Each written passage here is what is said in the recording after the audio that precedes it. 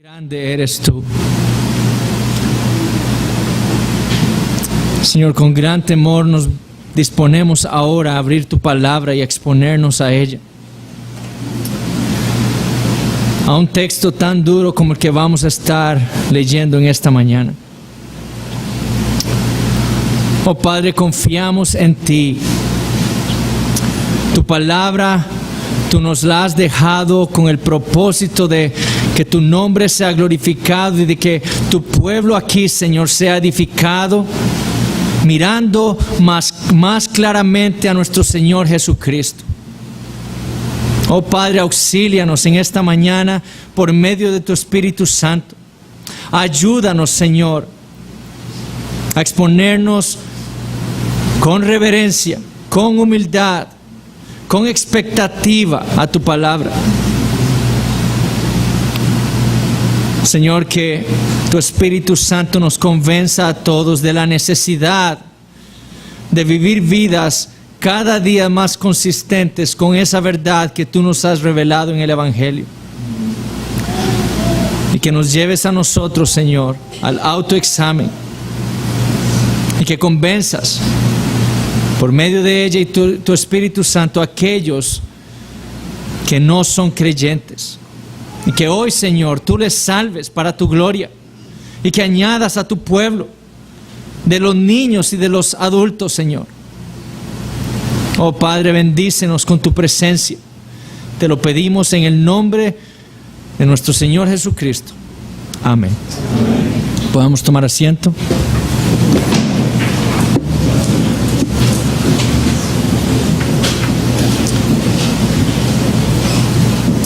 Abrimos nuestras Biblias a la epístola a los Hebreos, capítulo 10. Hebreos capítulo 10.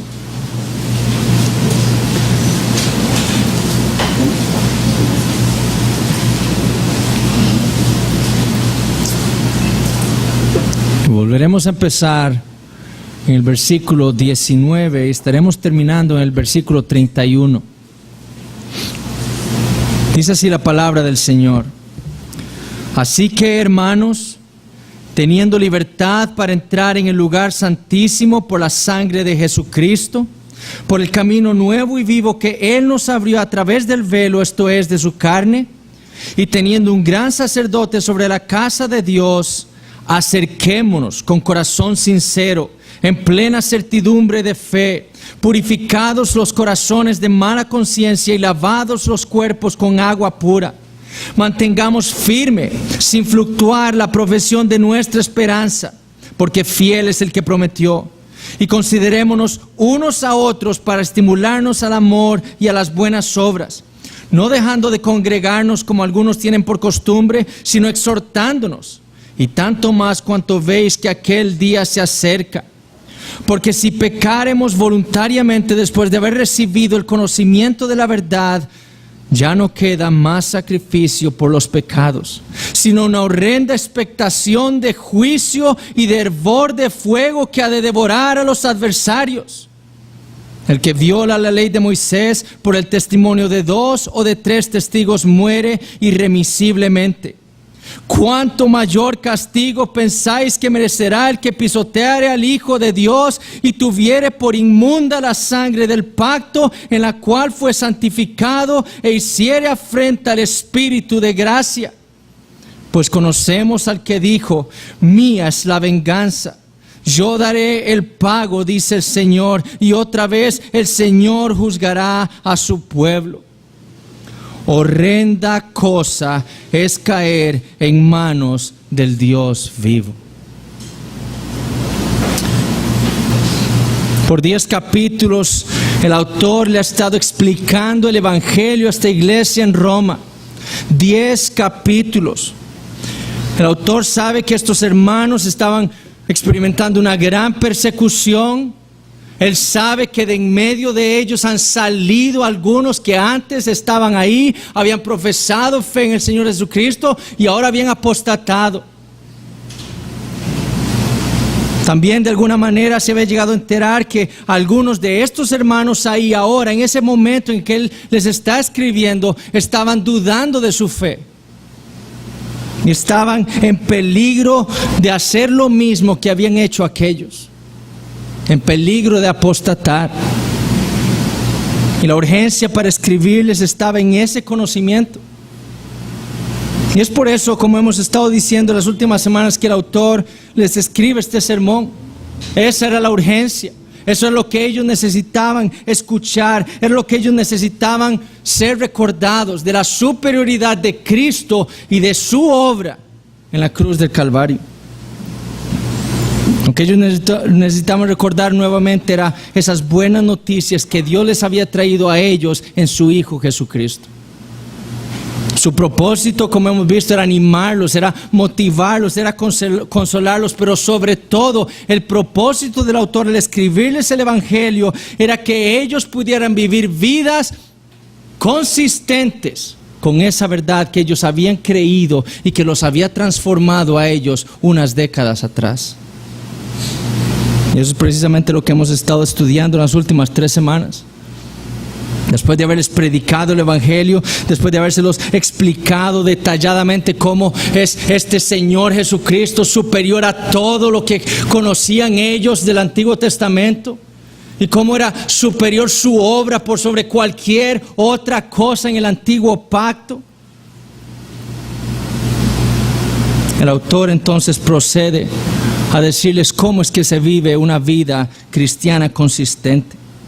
Sabiendo quién es Cristo, entendiendo lo que Él hizo en la cruz por nosotros, lo que le corresponde hacer a todo creyente es acercarse a Dios en espíritu constantemente en plena certidumbre de fe. Entendiendo el Evangelio, lo que le corresponde hacer al creyente es mantenerse firme, confesando al Señor Jesucristo delante de un mundo que quiere que calle.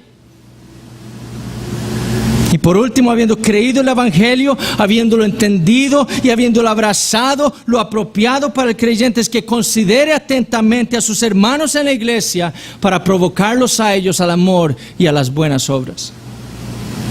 Para el autor, en lugar de abandonar la iglesia como lo habían hecho aquellos que habían apostatado, el deber de aquel que ha entendido el Evangelio es ser fiel. Su deber es continuar congregándose precisamente porque él entiende en el Evangelio que es en la iglesia, en las reuniones en las cuales él se acerca delante del trono de Dios con el cuerpo de Dios, el cuerpo de Cristo. Es en la iglesia en donde él le confiesa al mundo su lealtad al Señor Jesucristo. Y es en la iglesia en donde él puede provocar a sus hermanos para que vivan vidas cada vez más piadosas. ¿Por qué? Porque el día se acerca y hay un gran peligro de apostasía venidera. En lugar de ser infieles a sus hermanos, el cristiano que ha entendido el Evangelio es fiel a la iglesia. La exhortación del autor es a permanecer fieles en la iglesia para continuar madurando espiritualmente y corriendo juntos esa carrera, como va a decir el autor en Hebreos capítulo 12, puestos los ojos en Jesús. Aquí en la iglesia. Ese hábito de algunos en esta iglesia local en Roma de abandonar constantemente las reuniones de la iglesia, lo único que traería para sus vidas sería el desastre espiritual. Justamente como ocurrió con los que habían apostatado. Y es precisamente por eso que luego de esa breve exhortación, en los versículos 19 al 25, el autor tiene ahora para estos hermanos una terrible advertencia. Lo que tenemos en los versículos 26 al 31 es la cuarta advertencia de este autor para esta congregación. Si ustedes recuerdan, la primera advertencia se las dio en el capítulo 2. Ahí en los primeros 4 versículos el autor les instó, habiéndoles demostrado la deidad del Señor Jesucristo, a no deslizarse. Su deseo era que no se desviaran de la fe, que no naufragaran espiritualmente, descuidando así una salvación tan grande. Por el contrario, lo que debían hacer era atender con mayor diligencia todo lo que habían ellos escuchado en el Evangelio. La segunda advertencia se las dio en el capítulo 3. Ahí les instó a examinarse a ellos mismos para ver si en ellos estaban cultivando un corazón malo de incredulidad, como lo habían hecho sus padres cientos de años atrás en el desierto. Su deseo era que no se endurecieran como ellos. Lo que se esperaba más bien de ellos como cristianos era que continuaran creyendo cada día más, procurando entrar en ese reposo que Cristo había ganado por ellos en la cruz del Calvario. Eso es lo que se esperaba de ellos. Y la tercera advertencia la leímos nosotros en el capítulo 6, en donde el autor los confronta a ellos con su negligencia espiritual. Ellos, como les dijo al final del capítulo 5, se habían hecho tardos para oír la palabra de Dios. Y habiéndose hecho perezosos para exponerse a la palabra de Dios, a la Biblia, se habían quedado inmaduros espiritualmente. En lugar de ser ya unas décadas más tarde en su vida cristiana, maduros en la fe, maduros espiritualmente, se habían quedado bebés en la fe, en necesidad de leche y no de alimento sólido, como les dice en el capítulo 5. Y siendo inmaduros en la fe, no estaban dando frutos. Y el autor les advierte que si ellos no están dando frutos espirituales, sino que más bien sus vidas están demostrando espinos y abrojos, por más que ellos profesen ser cristianos y por más que hubiera ocurrido cualquier cosa externamente en sus vidas, si sus vidas tienen ausencia de fruto espiritual, lo único que están cultivando en sus vidas es la condenación. Serán quemados en lugar de ser bendecidos por parte de Dios. Y todo esto por no haber atendido correctamente a la palabra de Dios.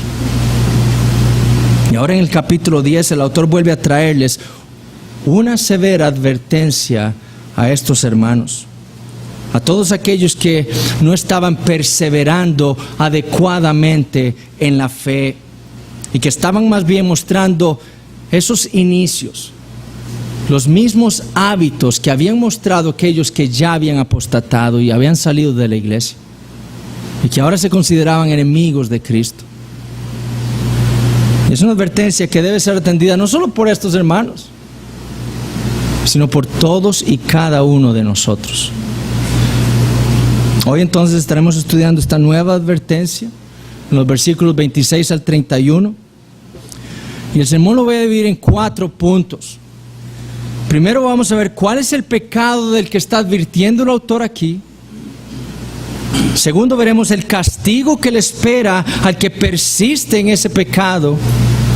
Luego vamos a ver la lógica del castigo que merece tal pecado. Y por último vamos a ver cuál es la advertencia. Entonces, primer punto, ¿cuál es el pecado del que está advirtiendo el autor? Noten lo que dice el versículo 26. Porque si pecaremos voluntariamente después de haber recibido el conocimiento de la verdad, ya no queda más sacrificio por los pecados. Este versículo podría traer a nuestros corazones o los corazones de muchos de nosotros un gran terror. Porque lo que parece que está diciendo el autor es que si un cristiano peca voluntariamente contra Dios después de su conversión, después de haber recibido el conocimiento de la verdad, ya no hay manera en la que pueda recibir perdón divino. Y esa era una manera en la que ese versículo era interpretado en la iglesia primitiva.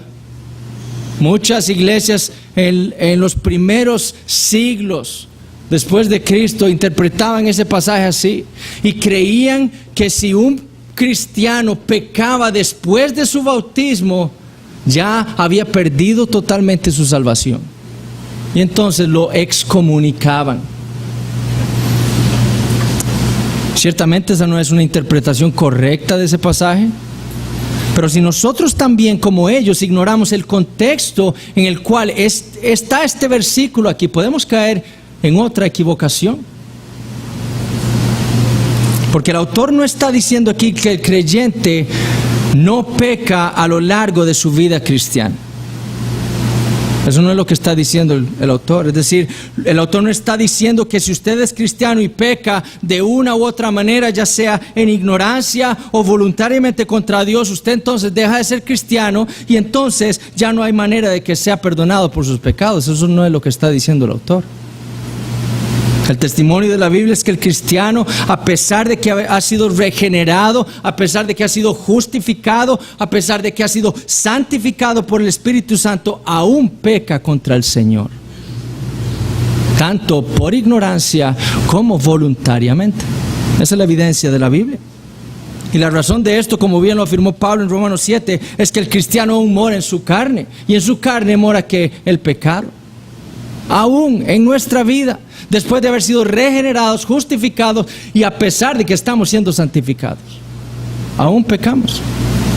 La realidad de todo el creyente, como dijo Pablo, es que en mi carne no mora el bien, porque el querer el bien está en mí, pero no el hacerlo, porque no hago el bien que quiero, sino el mal que no quiero, eso hago. Y si hago lo que no quiero, ya no lo hago yo, sino el pecado que mora en mí. Así que queriendo yo hacer el bien, hallo esta ley, que el mal está en mí. Esa es la realidad de todo cristiano. Pero la evidencia de que uno es un verdadero cristiano y de que uno ha sido verdaderamente resucitado espiritualmente de entre los muertos es que después de pecar contra Dios, nosotros o el verdadero creyente grita con Pablo: miserable de mí, ¿quién me librará de este cuerpo de muerte? El deseo del verdadero creyente es escapar de una vez por todas, ser que Cristo venga y me glorifique y quite de una vez por todas este pecado contra el cual lucho día tras día y el cual en ocasiones me lleva a pecar contra mi Dios. Ese es el deseo de todo verdadero creyente, porque la vida del verdadero creyente no se caracteriza por el pecado, no se caracteriza, como dijo el apóstol Juan, por la práctica del pecado, sino que se caracteriza ¿por qué? Por la obra del Espíritu Santo en él, santificándolo. Entonces, no es a eso a lo que se está refiriendo el autor. El autor no está diciendo que un creyente peca, si peca voluntariamente contra Dios, pierde la salvación. Eso no es lo que está diciendo el autor.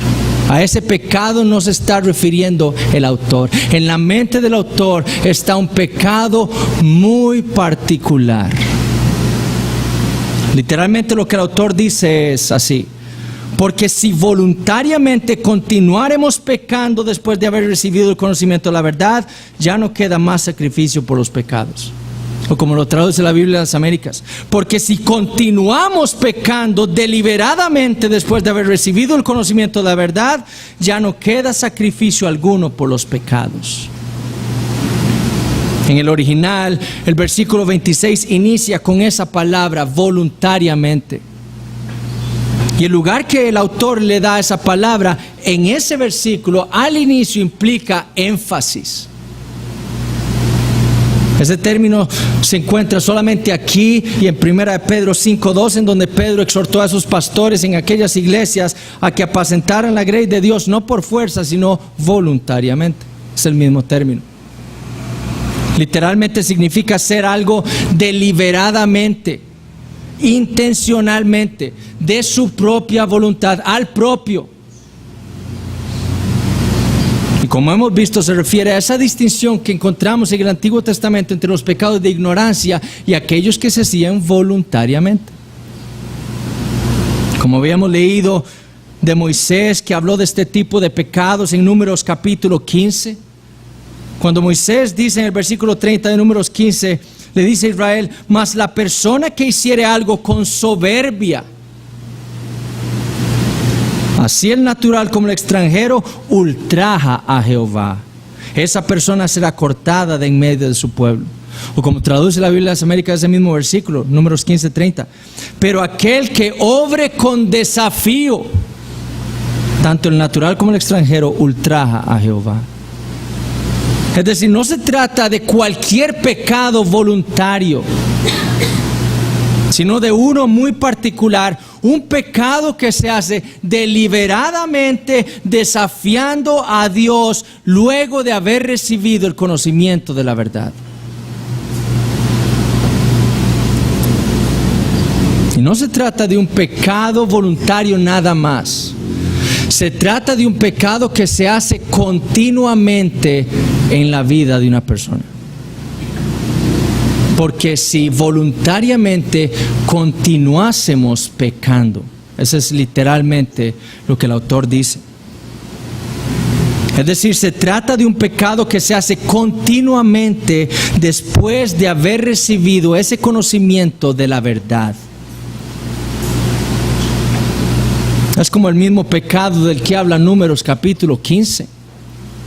Ustedes recuerdan ahí en ese pasaje, después de que Dios le ha dado la ley a Israel, después de que Israel había recibido el conocimiento de la verdad de Dios, especialmente la verdad con respecto al día de reposo y lo que Dios le exigía a Israel con respecto a ese día. Resulta que unos israelitas encuentran a otro israelita en el desierto, en el día de reposo, recogiendo leña. Después de que todo Israel recibió la verdad de Dios, especialmente con respecto al día de reposo, encuentran a un hombre recogiendo leña en el día de reposo. No fue que ese hombre se le había olvidado que era sábado. Y no fue tampoco que ese hombre no estuvo presente cuando Dios le reveló a Israel su ley por medio de Moisés. Es que me quedé dormido y no estaba ahí cuando esa ley fue proclamada al pueblo. Yo no recibí esa verdad, no, él estaba ahí. Él recibió esa verdad. Sino que ese hombre, después de haber recibido lo que Dios había dicho con respecto al día de reposo, habiéndose identificado él mismo como un israelita, al propio, desafiantemente, deliberadamente decidió desobedecer a Dios y quebrantar su ley con respecto al día de reposo. El pecado entonces al que se refiere el autor es al que comete una persona que, habiéndose identificado con el pueblo de Dios externamente y habiendo recibido el conocimiento del Evangelio, decide deliberada y desafiantemente desatenderlo continuamente en su vida. ¿Y de qué pecado está advirtiendo el autor a esta iglesia? Del terrible pecado de la apostasía. Es en el contexto de lo que estaba sucediendo en esta congregación en el que nosotros debemos interpretar este texto. Y el contexto es el de la apostasía o el peligro de la apostasía que existía en medio de esta congregación. El apóstata es aquel que, habiéndose identificado de alguna manera externamente con el pueblo de Dios, alguna vez, ahora se ha desviado, como dijo el autor en el capítulo 2. Es aquel que, habiendo escuchado el Evangelio y habiendo entendido su mensaje, entendido la exclusividad que proclama el Evangelio con respecto a Cristo, ahora se ha apartado del Dios vivo, como dijo el autor en Hebreos 3:12. Es aquel que, habiéndose identificado externamente con el pueblo de Dios, habiendo profesado de su boca fe en el Señor Jesucristo, habiendo sido iluminado con el conocimiento del Evangelio, habiendo gustado del don celestial, hecho partícipe del Espíritu Santo y habiendo gustado de la buena palabra de Dios y de los poderes del siglo venidero, como describió el autor en Hebreos 6, ahora ¿qué hizo? Recayó. Los apóstatas son aquellos que, habiendo una vez expresado fe en Jesús, ahora han abandonado esa profesión, han salido de entre nosotros, como dice el apóstol Juan, y rechazan ahora abiertamente al Señor Jesucristo. Es aquel, como el autor mismo dice en Hebreos capítulo 6, que expone a vituperio al Hijo de Dios constantemente ahora en su vida. Habiendo entendido el Evangelio previamente en su vida, habiéndose identificado previamente con el pueblo de Dios externamente una vez en su vida. Como dice el autor en el versículo 29 de nuestro texto, es aquel que pisotea al Hijo de Dios, que tiene por inmunda la sangre del pacto y que hace afrenta continuamente al Espíritu de gracia. Y en unos momentos ya vamos a ver qué significa eso. Habiendo recibido la verdad del Evangelio, por medio de la cual estos apóstatas han entendido que Jesucristo es el Hijo de Dios, a quien Dios envió como el apóstol y el sumo sacerdote de su pueblo, para ofrecer el único sacrificio capaz y aceptable por Dios, ahora lo rechazan. Y en el contexto de esta epístola, han vuelto al judaísmo. Han vuelto a los antiguos caminos de sus padres. Y vuelven al templo en Jerusalén con el sumo sacerdote allí, con un animal en sus brazos para pedir perdón por sus pecados, habiendo entendido el Evangelio. Ya no queda más sacrificios por los pecados, es lo que dice el autor. La pregunta es, ¿por qué dice eso? Porque era precisamente lo que estaban haciendo sus apóstatas. Una vez se identificaron con la iglesia, hubieron escuchado el Evangelio, entendieron el Evangelio, entendieron que el Evangelio declaraba la exclusividad del Señor Jesucristo, que el Evangelio declaraba la superioridad de Jesucristo como el sacrificio por los pecados, para los pecadores como nosotros. Y ellos un día se levantaron y dijeron, ya no más. Ese no es Cristo. Su sacrificio no sirve para nada. Y toma un animal y se va al templo. ¿Para qué? Para ofrecer un sacrificio por sus pecados. Ellos habían vuelto al judaísmo a pesar de todo lo que habían escuchado por años en el Evangelio.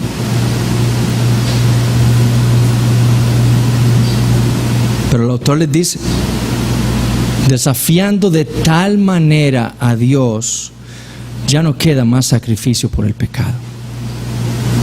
Dios claramente había testificado, como hemos visto a lo largo de nuestro estudio de esta epístola, que esos animales eran meras sombras de aquel Cordero de Dios.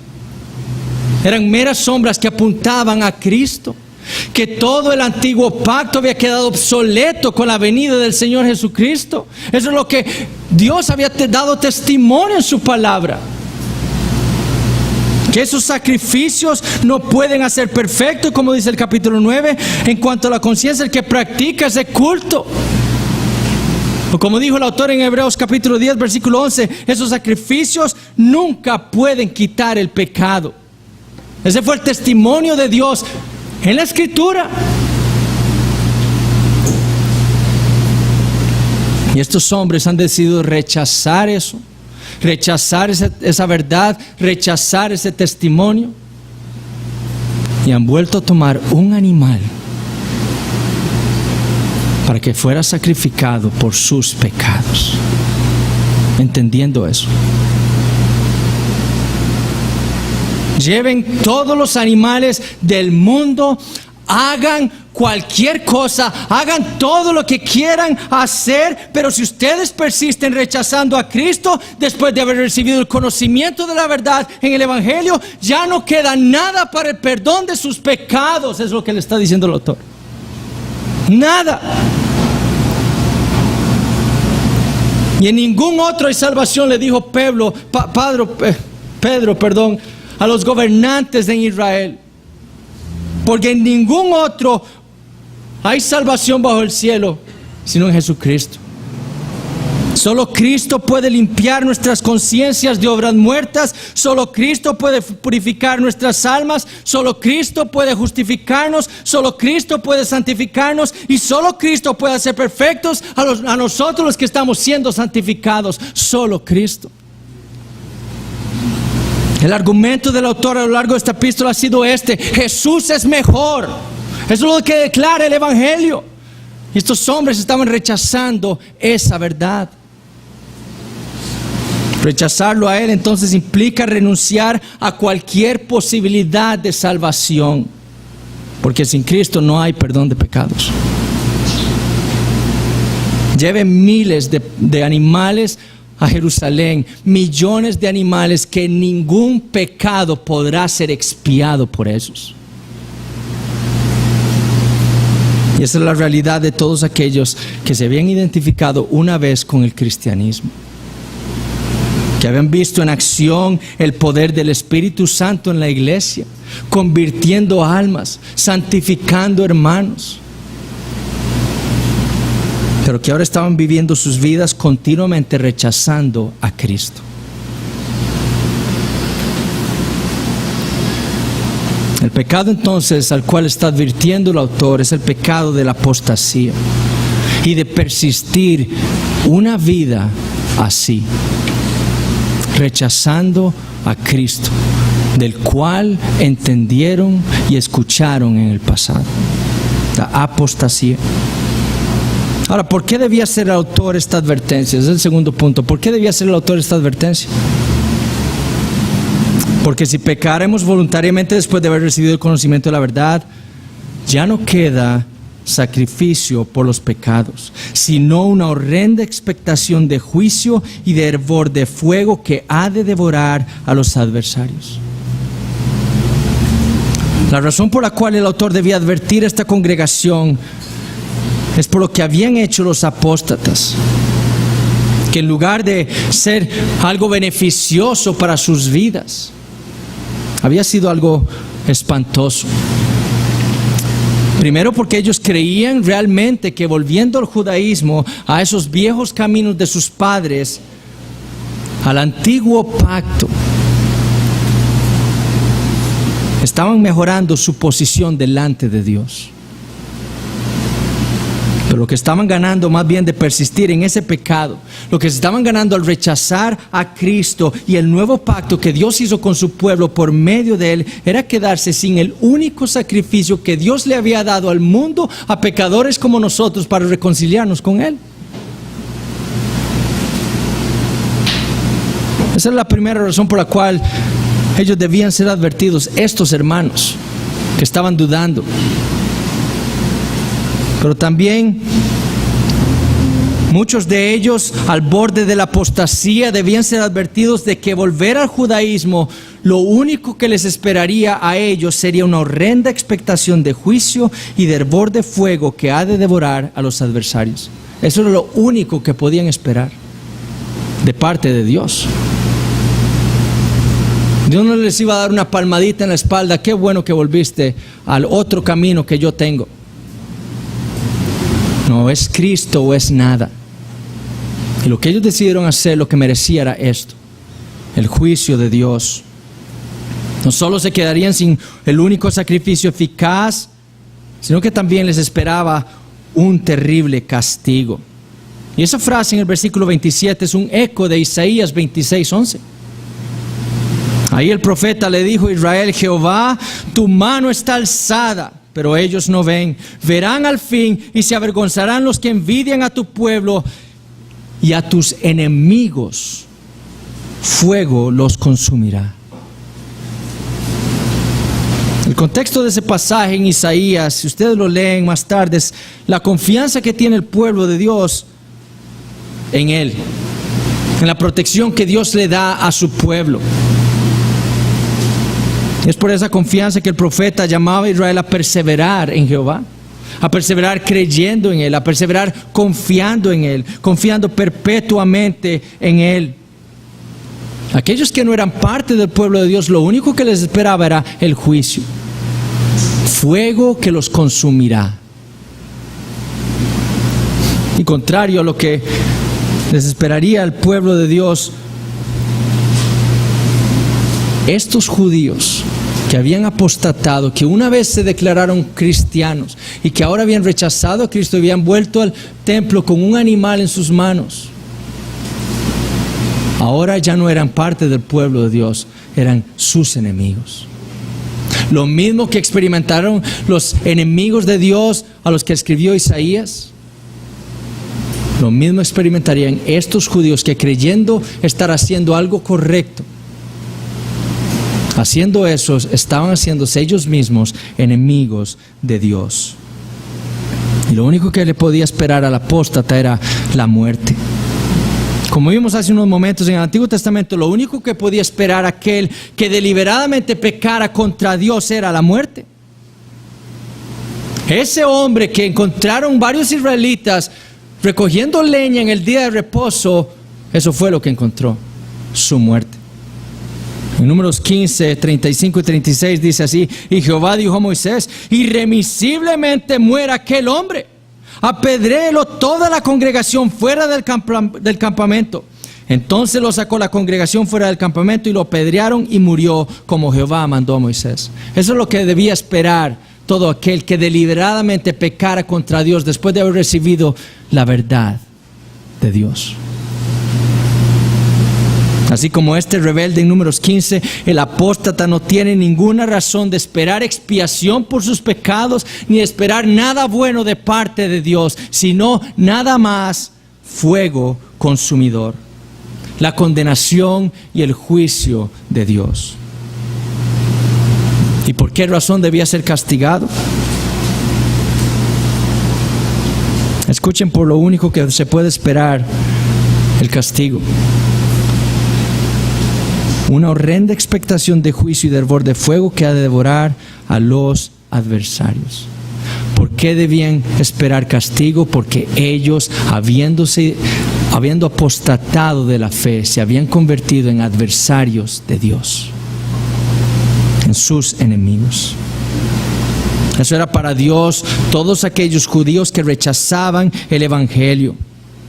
Y todos aquellos que habían vuelto al judaísmo después de haber estado en la iglesia, después de haber escuchado y entendido el evangelio, después de haber estado sentados ahí por años, por décadas, en la iglesia escuchando el evangelio de parte de su pastor, decidiendo rechazar el evangelio y volver al judaísmo, lo único que se habían ganado era ser enemigos de Dios.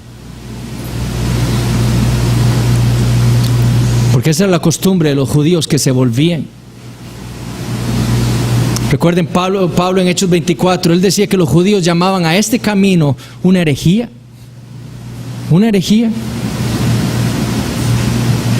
Y los judíos y también los apóstatas que habían vuelto se habían convertido también en perseguidores de la iglesia, como Pablo lo fue antes de su conversión. Eso es lo que hacían, estaban rechazando plenamente al Señor Jesucristo.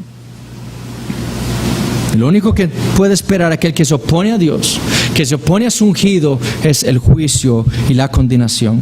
Por eso es que esta congregación debía ser advertida por lo que les esperaría a esos apóstatas, y les esperaría a aquellos que persistieran en ese enfriamiento en el que estaban en este momento en el que el autor les escribe esta carta.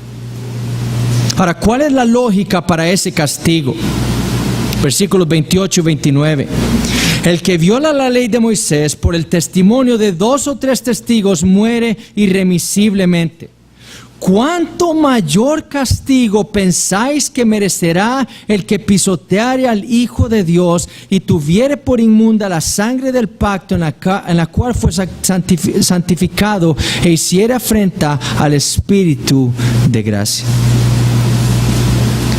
Para establecer la lógica del castigo que le espera a los apóstatas, ese juicio y la condenación, el autor usa lo que se conoce en lógica como un argumento a fortiori. Es decir, lo que hace es establecer un argumento basándose en un argumento más débil. El argumento del autor es que el apóstata, aquel que ha rechazado el evangelio, aquel que ha rechazado a Cristo y su sacrificio, aquel que ha vuelto al judaísmo, va a ser castigado. Ese es el argumento. Pero la manera en la que lo confirma es usando un argumento de menor peso. Vean a lo que me refiero. Él dice primero: el que viola la ley de Moisés por el testimonio de 2 o 3 testigos muere irremisiblemente. Ese es el argumento de menor peso. Esa es la realidad como vimos en el Antiguo Testamento. En Deuteronomio 17, en el contexto de la idolatría, Dios le había dicho esto a Israel, o Moisés le había dicho esto a Israel de parte de Dios.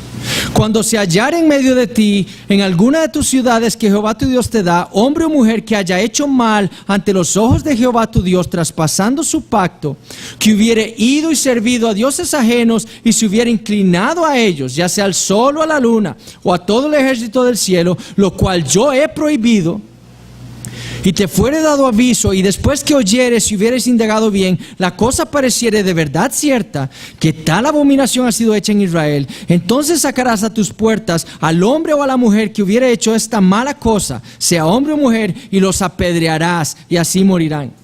Por dicho de 2 o de 3 testigos morirá el que hubiere de morir, no morirá por el dicho de un solo testigo. La mano de los testigos caerá primero sobre él para matarlo, y después la mano de todo el pueblo. Así quitarás el mal de en medio de ti. El argumento menor o más débil del autor es que la ley había quedado establecido que aquel que pecara deliberadamente contra la verdad que Dios le había revelado al pueblo de Dios debía morir por 2 o 3 testigos. Aquel que había escuchado la verdad de Dios, que había escuchado su ley y que hiciera lo que él había prohibido deliberadamente, voluntariamente, desafiadamente en desafío, debía morir por mano de 2 o 3 testigos. Ahora, aquí viene el argumento a fortiori o de mayor peso del autor. Versículo 29. ¿Cuánto mayor castigo entonces? Si en la ley algo menor debía pasar esto, ¿cuánto mayor castigo pensáis que merecerá el que pisoteare al Hijo de Dios y tuviere por inmunda la sangre del pacto en la cual fue santificado e hiciere afrenta al Espíritu de gracia?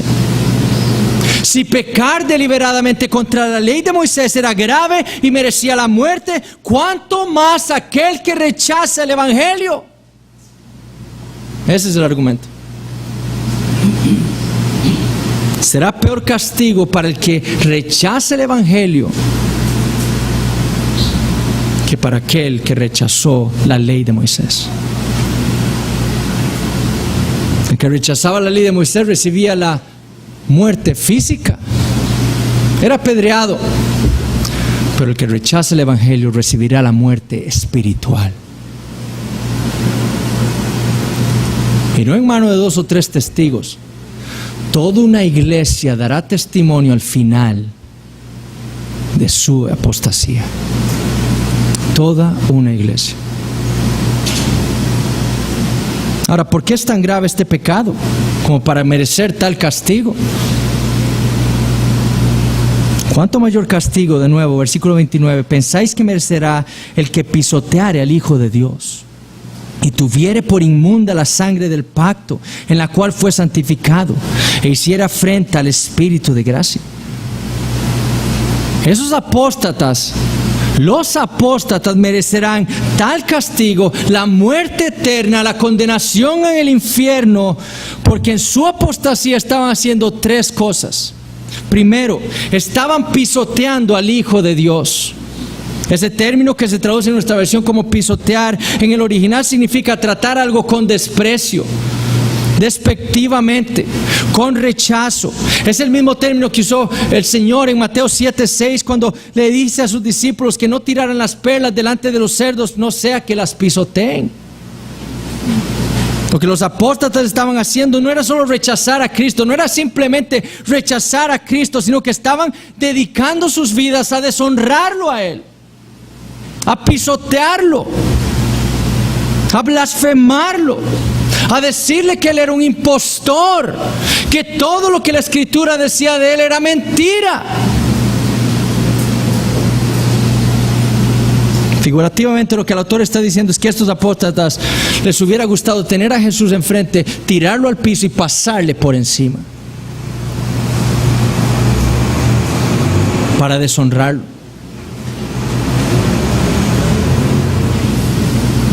Para expresarle lo mucho que lo despreciaban.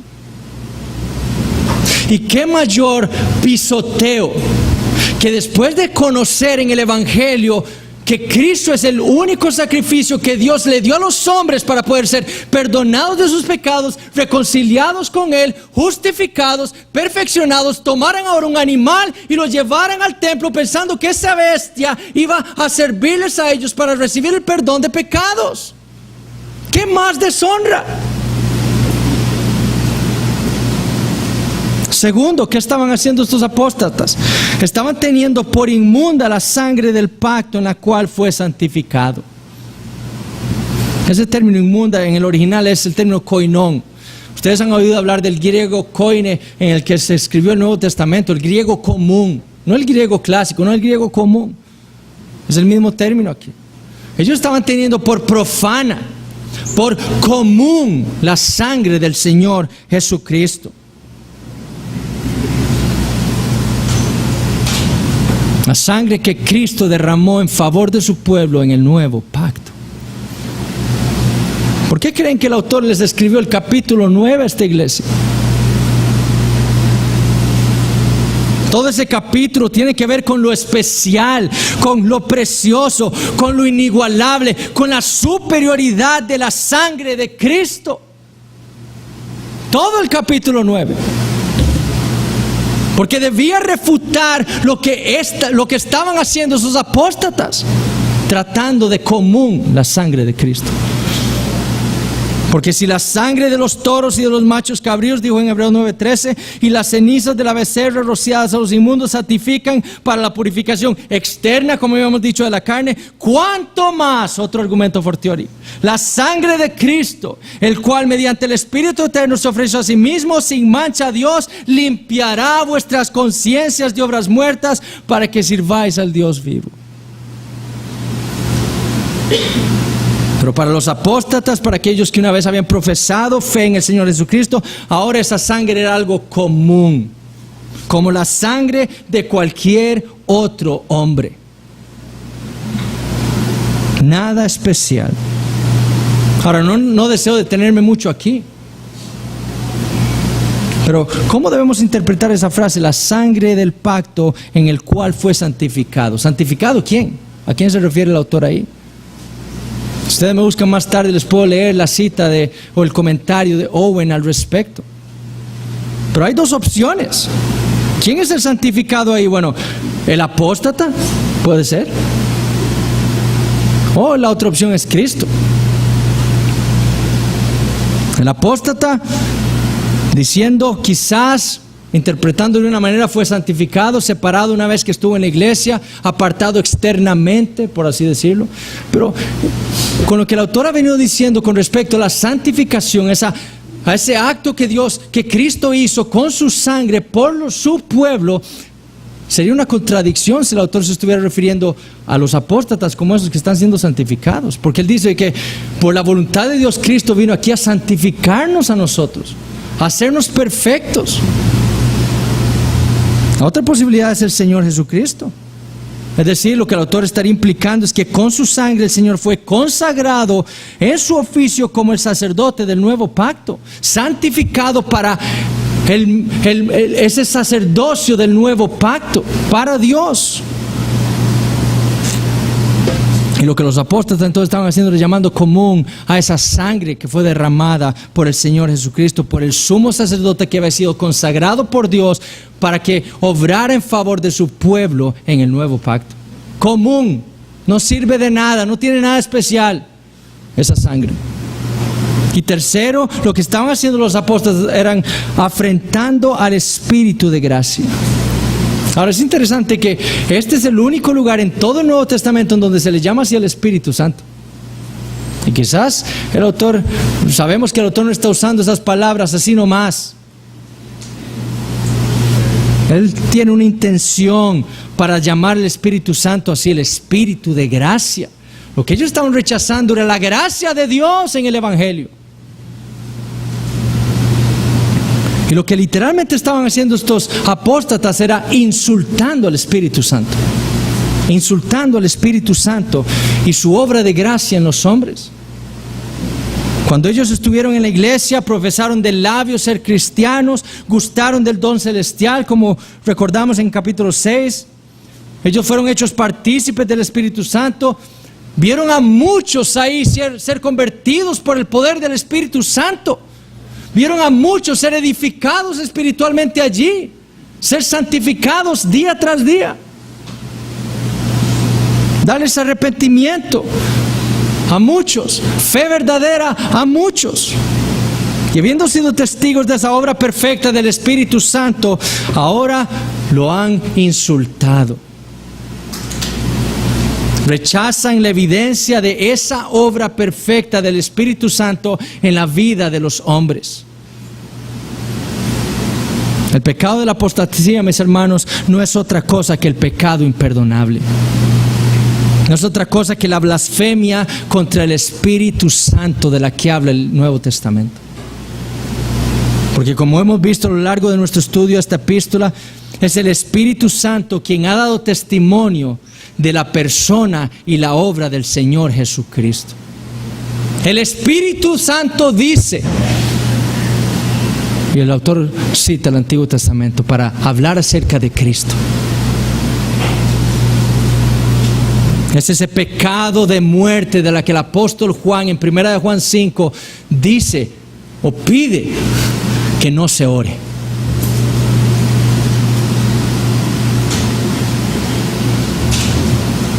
Fue el Espíritu Santo quien dijo que Jesucristo es Dios. Fue el Espíritu Santo quien dio testimonio que Jesucristo fue el hombre perfecto, inocente, santo y sin mancha. Fue el Espíritu Santo quien dijo que el Señor Jesucristo es mejor que el tabernáculo. Fue el Espíritu Santo quien dijo que el Señor Jesucristo es mejor que todos los sacrificios del antiguo pacto. Es mejor que todo el antiguo pacto. Y fue el Espíritu Santo quien dio testimonio que la sangre de Cristo derramada una vez para siempre era lo único que podía salvar a un pecador como nosotros. Pero como habían hecho los fariseos unas décadas atrás, estos apóstatas estaban llamando mentiroso al Espíritu Santo. Ese Cristo no es el que usted dice, no es el que dice el Evangelio, no es el que dice eso que usted está leyendo.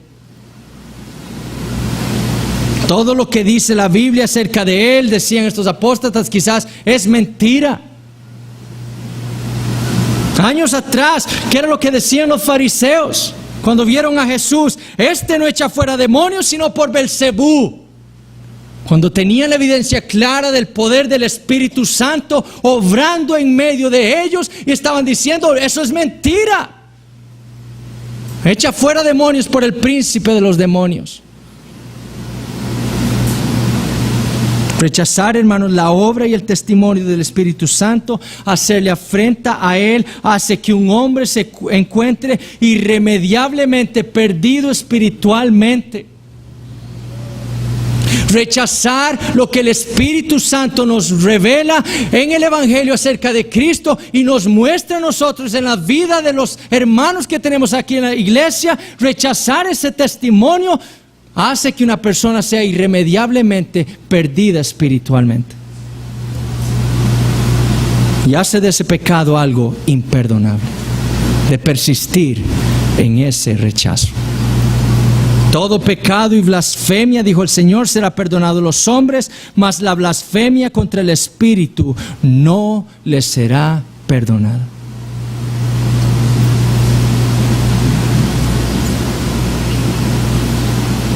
¿Cuál es entonces la advertencia del autor?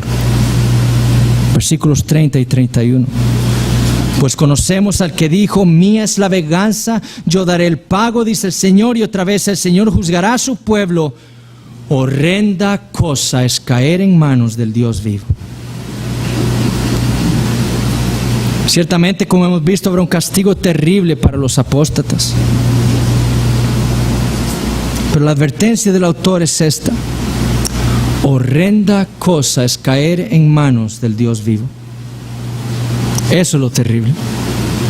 Esa es la advertencia del autor para estos hermanos, para esta congregación. Su deseo es que muchos ahí se levantaran de sus asientos, se estremecieran, se autoexaminaran,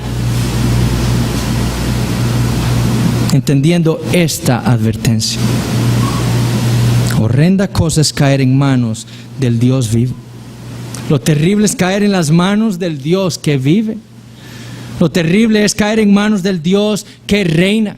Lo terrible es caer en manos del Dios santo. Lo terrible es caer en manos del Dios justo. Y lo terrible es caer en manos de ese Dios bueno que dio a Jesucristo como el único camino para llevar a pecadores como nosotros a Él.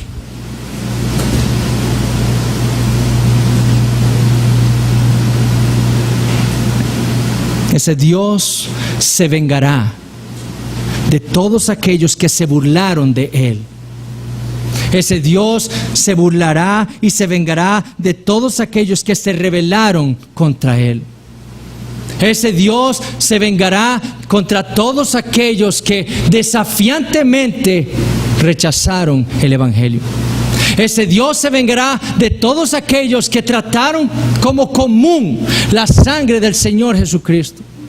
Ese Dios se vengará contra todos aquellos que hayan pisoteado al Señor Jesucristo. Porque no hay otro camino para llegar a Dios si no es el Señor Jesucristo. A mis hijos, esta semana les enseñamos ese versículo en Juan 14:6.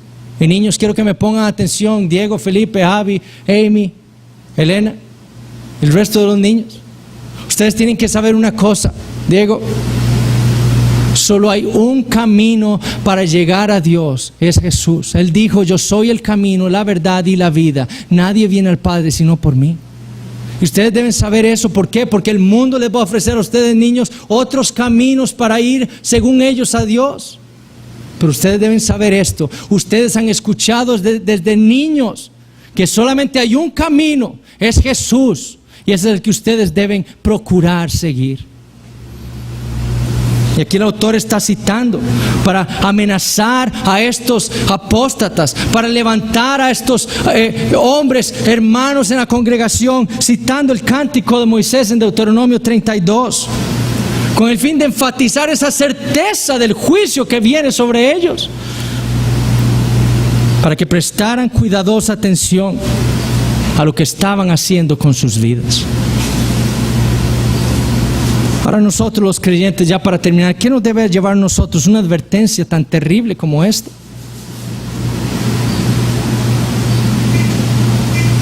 La advertencia, el propósito, como veremos la semana entrante, es el llamado a perseverar. Ese es el propósito que tiene el autor en esta advertencia para esta congregación, que ellos perseveren.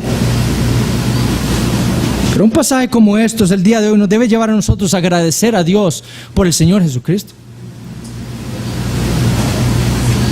Ese inmenso regalo que Dios nos dio para salvarnos, para perdonar nuestros pecados, estando nosotros apartados de Él en el mundo, sin esperanza, sin Dios. Él envió a Jesucristo para reconciliarnos con Él, para traernos a la iglesia, para perdonar nuestros pecados, para justificarnos, para declararnos justos a nosotros que éramos impíos e injustos, para santificarnos. Nos debe llevar a luchar por vivir vidas más santas, para vivir vidas más consistentes con ese evangelio. Nos debe llevar a querer ser más fieles al Señor. Si Dios entregó a su Hijo por mí, ¿cómo voy a ser yo infiel a Él? A ser más fiel en mis disciplinas espirituales, en mis oraciones privadas, en mi lectura de la Biblia, mi exposición a la predicación de la palabra fielmente cada domingo. Nos debe llevar a ser más fieles a la iglesia, ser más fieles en el día del Señor. Nos debe llevar a autoexaminarnos. Yo doy gracias a Dios por esta clase que Dios providencialmente está trayendo en la mañana para complementar lo que vemos en el sermón. La apostasía inicia con el enfriamiento espiritual, ¿sabían ustedes? Así inicia. ¿Cómo empezaron estos apóstatas que ahora estaban rechazando a Cristo? dejando de leer la Biblia, dejando de orar, dejando de ir a la iglesia. Y de pronto en lo que era en lo privado, como dijimos la semana pasada, se expresó públicamente. Y ahora salen de la iglesia y ahora rechazan a Cristo. Pero empezó todo con un enfriamiento espiritual. Entonces esto debe llevarnos a nosotros a autoexaminarnos cómo andamos nosotros. Ese autoexamen que el pastor Alexander está haciendo esas preguntas cada domingo. ¿Cómo anda mi oración? ¿Cómo anda mi vida de oración? ¿Cómo anda mi lectura de la Biblia? ¿Cómo anda mi fidelidad a la iglesia?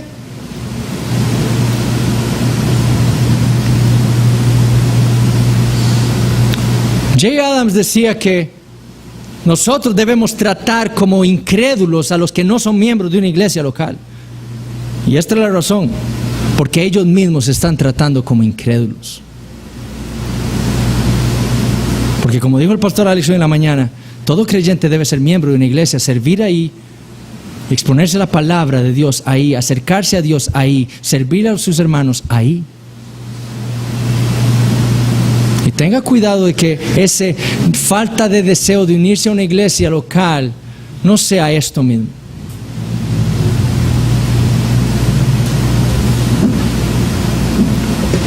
¿Puede este pecado cometerse hoy en día? Si estamos hablando de la blasfemia contra el Espíritu Santo, ¿puede cometerse hoy en día? Por supuesto que sí. No como lo hicieron con los fariseos, porque ellos tuvieron a Cristo ahí. Pero hoy es cometida en múltiples ocasiones, en personas, como lo hemos dicho, que han escuchado el Evangelio, que han crecido en la iglesia desde niños, escuchando la verdad de Dios, la verdad de Cristo en el Evangelio, una y otra vez. Y de pronto dejan la iglesia y se van al mundo y persisten viviendo sus vidas así. Ya no confían en lo que antes decían confiar, ya no profesan en lo que antes profesaban. Y se fueron. Sí puede ser cometido hoy en día en la apostasía. El apóstata está diciendo que lo que escuchó en el Evangelio es mentira. Que hay otras maneras de ir a Dios aparte de Cristo. Que Él mismo por su cuenta puede llegar y pararse delante de Dios y ser justificado por Él. Y así entrar a la vida eterna. Eso es lo que hace el apóstata. Ustedes saben que Richard Dawkins, ese famosísimo ateo, él fue cristiano. Y creció en el cristianismo hasta su adolescencia. Y después, ¿ahora qué es? Un ferviente opositor del Evangelio y de Cristo.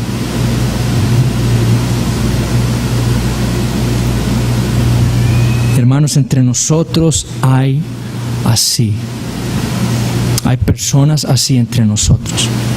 Personas que en este momento están frías espiritualmente. Sus corazones no tiemblan pensando en las consecuencias de esa vida que están llevando en este preciso momento. Yo sé de padres entre nosotros que saben que sus hijos que profesan fe, que han venido a la iglesia desde niños, que conocen el Evangelio, que lo han escuchado, no superficialmente, sino bien explicado, a profundidad. Y ven a sus hijos ahora en un estado de enfriamiento, alejados de la iglesia. Y no están haciendo nada por arrebatar a sus hijos del infierno. Los están dejando en esa condición. Y muchos de esos padres de los que digo, estoy seguro que es porque ellos mismos le están dando ese ejemplo a sus hijos.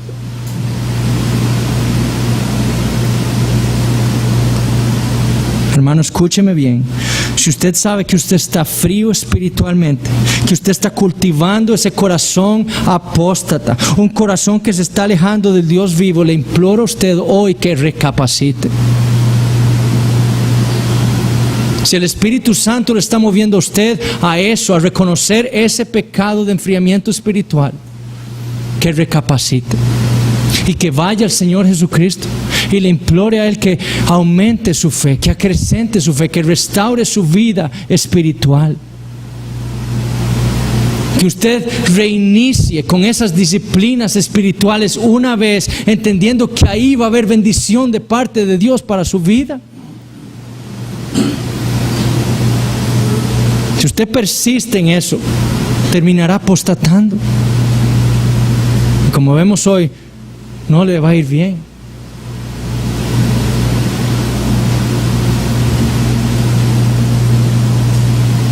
Horrenda cosa, dice el autor, es caer en las manos del Dios vivo. Pero usted sabía que el rey David, cuando el Señor lo va a castigar a él por haber pecado contra él en ese censo que hizo, le dio 3 opciones. Y el rey David escogió caer en las manos de Dios. Porque para el creyente no hay mejor lugar que estar en las manos de Dios. Si usted es un creyente y está así frío, corra al Señor. Corra al Señor. Y Él lo va a restaurar. Él lo va a restaurar. Si usted no es creyente, al que debe correr es al Señor Jesucristo. Él fue directamente a caer en las manos del Dios vivo, cargando los pecados de su pueblo. Y sobre él fue descargada toda la copa de la ira de Dios por los pecados de su pueblo. Lo que usted tiene que hacer es ir a ese Señor Jesucristo, creyendo que Él es el único que le puede salvar, que en Él es el único en el que usted puede encontrar perdón de sus pecados, se arrepienta, crea y Él le dará la vida eterna. Pero no se espere a mañana, no se espere a más tarde, vaya ahora y clame a Dios por salvación y Él se la va a dar. Horrenda cosa es caer en manos del Dios vivo. Perseveremos en esta fe preciosa, hermanos. Oremos. Padre Santo, te damos gracias por tu palabra.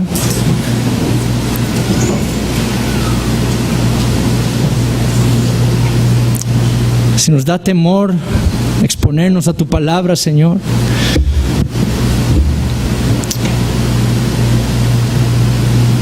¿qué podremos pensar en un pasaje como este, Señor? Pero sabemos que como tus hijos tú traes esta palabra para cuidarnos, para exhortarnos, para edificar a tu pueblo, para fortalecer nuestra fe, buscando nuestra perseverancia.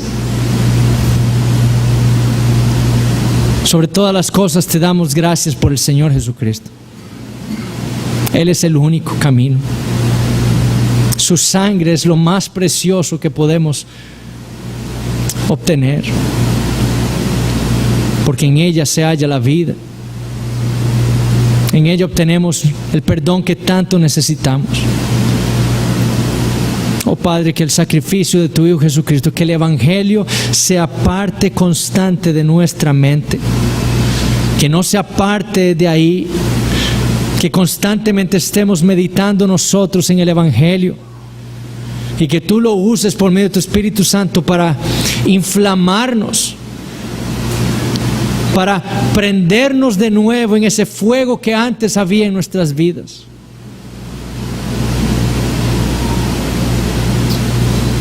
Oh Señor, guárdanos de pecar contra ti de tal manera.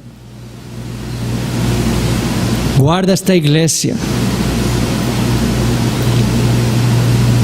Y te pedimos por aquellos que tú has traído aquí en esta mañana, que no conocen al Señor Jesucristo. Padre, sálvales hoy. Tú eres el Dios bueno y justo, el Dios todopoderoso. ¿A quién más vamos a ir sino a ti para pedir por la salvación de todos estos niños y personas que tú has traído aquí, que no conocen al Señor? Es en los méritos de Él que oramos. Amén.